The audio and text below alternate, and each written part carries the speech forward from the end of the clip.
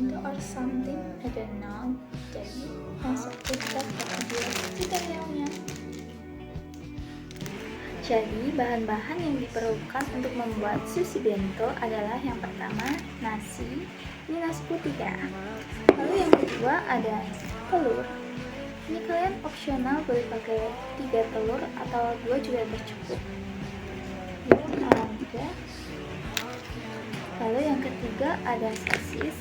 Ini sosis juga bebas ya, mau merek apa, yang penting sosis saja.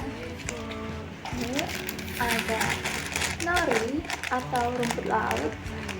Lalu ada keju.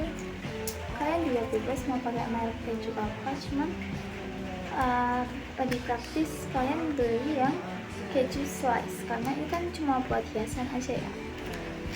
Oke, lanjut ke cara pembuatannya.